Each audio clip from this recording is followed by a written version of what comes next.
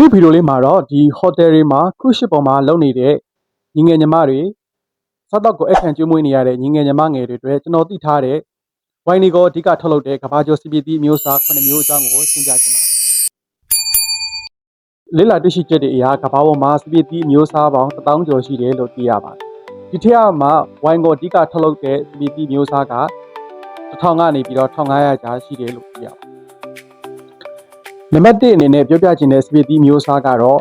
အားလုံးသိကြတဲ့ Cabernet Sauvignon လို့ခေါ်တဲ့စပီတီမျိုးစားဖြစ်ပါတယ်။ဒီစပီတီမျိုးစားကိုဝိုင်အနီရဲ့ဘရင်လို့တောင်တင်စားခေါ်ကြပါတယ်။ဒီစပီတီနဲ့ထုတ်လုပ်တဲ့ဝိုင်တွေဟာဆိုလို့ရှိရင်အရန်ကိုအရသာပြင်းပါတယ်။သူ့ရဲ့အနက်အရသာတွေကတော့ blueberry, cherry နဲ့ဟင်းခတ်အမွှေးကြိုင်လိုမျိုးအနက်အရသာတွေကိုရလေးရှိပါတယ်။သူကတော့အသားကင်နဲ့ပို့ပြီးတော့မှလိုက်ဖက်ဆုံး။နံပါတ်2အနေနဲ့ရှင်းပြခြင်းတဲ့စပီတီမျိုးစားကတော့ Merlot လို့ခေါ်တဲ့စပီတီမျိုးစားဖြစ်ပါတယ်။အင်္ဂလိပ်လိုတော့အများစုအဖြစ်တော့ Merlot လို့အတန်ထွက်ကြတယ်ဒါပေမဲ့သူ့ရဲ့အတန်ထွက်မှန်ကတော့ Merlot လို့ထွက်ပါတယ်ဒီခုနကရှင်းပြခဲ့တဲ့ Cabernet Sauvignon လို့ခေါ်တဲ့စပီတီမျိုးစားနဲ့ရှင်တော့သူကပို့ပြီးတော့နူးညံ့ပါတယ်ဝိုင်ကိုစပြီးတောက်မဲ့သူတွေအတွက်ကတော့ပို့ပြီးတင်တော်ဆုံးပါသူ့ရဲ့အရသာတွေမှာတော့ cherry နဲ့ chocolate လိုမျိုးနက်အရသာတွေကိုတွေ့ရပါတယ်ဒီနေ့သုံးခုမြောက်အနေနဲ့ရှင်းပြခြင်းတဲ့စပီတီမျိုးစားကတော့Pinot Noir လို့ခေါ်တဲ့စပီတီမျိုးစားဖြစ်ပါတယ်ဒီစပီတီဟာဆိုလို့ရှိရင်ဝိုင်ချစ်တဲ့သူတွေကြားမှာအရန်ကိုအကြိုက်များတဲ့စပီတီမျိုးစားတစ်မျိုးဖြစ်ပါတယ်ဒီစပီတီမျိုးစားဖြစ်တဲ့ Pinot Noir ဆိုတဲ့စပီတီရာဆိုလို့ရှိရင်ပေါ်ပါလက်ဆက်ပြီးတော့တိမ်မွေ့တဲ့အရာသာကိုပေးစွမ်းနိုင်ပါတယ်။သူ့ရဲ့အနက်အရာသာတွေထဲမှာတော့ strawberry နဲ့ cherry တီးလိုမျိုးအနက်အရာသာတွေကိုပေးစွမ်းလေးရှိပါတယ်။ငါပဲစက်သားလိုမျိုးအရာသာတွေနဲ့ပို့ပြီးတော့မှသူကလိုက်ဖက်ပါတယ်။လေးခုမြောက်အနေနဲ့ရှင်းပြခြင်းတဲ့စပီတီမျိုးစားကတော့ Syrah လို့ခေါ်တဲ့စပီတီမျိုးစားတစ်မျိုးဖြစ်ပါတယ်။ဒီစပီတီမျိုးစားဟာဆိုလို့ရှိရင်လူကြိုက်များဆုံးဝိုင်မျိုးစားတစ်ခုဖြစ်ပါတယ်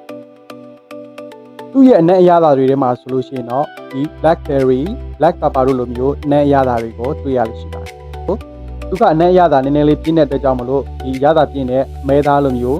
ဒီစိတ်သားလိုမျိုးသားတွေနဲ့ပို့ပြီးတော့မှလိုက်ဖက်ပါတယ်။ခုနကပြောပြခဲ့တဲ့စပီတီမျိုးစားတွေကတော့ red wine လို့ခေါ်တဲ့ဝိုင်အနီမျိုးစားတွေဖြစ်ပါတယ်။အခုဆက်ပြီးတော့ရှင်းပြမယ့်ဝိုင်မျိုးစားတွေကတော့ white wine မျိုးစားတွေဖြစ်ပါတယ်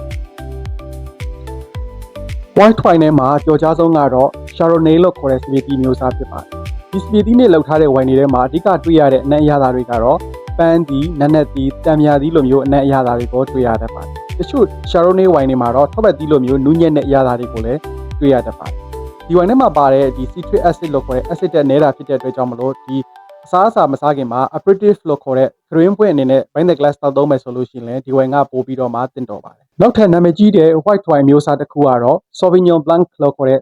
စပီတီမျိုးစားတစ်ခုဖြစ်ပါတယ်။ဒီ wine ကတော့လက်ဆက်တဲ့အရသာကိုကြိုက်တဲ့သူတွေပါ။ဒီ wine ထဲမှာတွေ့ရတဲ့အနက်အရသာတွေကတော့တံမြာ kiwi လိုမျိုးအနက်အရသာတွေကိုတွေ့ရတတ်ပါတယ်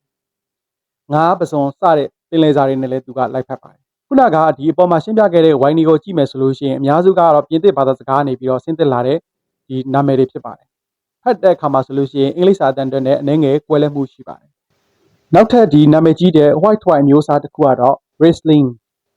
လို့ခေါ်တဲ့စပီတီမျိုးစားတစ်ခုဖြစ်ပါတယ်။တချို့ wine တွေကအနည်းငယ်ချိုပေမဲ့တချို့ wine တွေကတော့ဒီလက်ဆက်တဲ့အရသာကိုပေးစွမ်းနိုင်ပါတယ်။ဒီ wine ထဲမှာတွေ့ရတဲ့ဒီအနက်အရသာတွေကတော့မက်မွန်သီးနဲ့ပန်းသီးလိုမျိုးအနက်အရသာတွေကိုတွေ့ရပါတယ်။ဒီ wine ဟာဆိုလို့ရှိရင်တော့အနည်းငယ်ချိုတဲ့ပါတဲ့အတွက်ကြောင့်မလို့ဒီစက်တဲ့အသားအသောက်တွေနဲ့တွဲဖက်ပြီးတော့မှတောက်သုံးမယ်ဆိုရင်ပို့ပြီးတော့မှလိုက်ဖက်ပါတယ်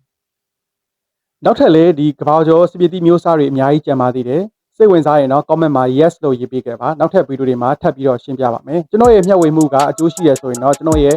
channel လေးကို like and subscribe လေးပေးခဲ့ကြပါဦးခင်ဗျအားလုံးကိုကျေးဇူးတင်ပါတယ်နောက်ထပ်ဗီဒီယိုတွေမှာပြန်လည်ဆုံတွေ့ပါ